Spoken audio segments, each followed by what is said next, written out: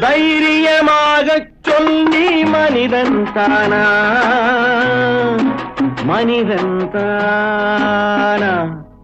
இல்லை, நீதான் ஒரு மிருகம்.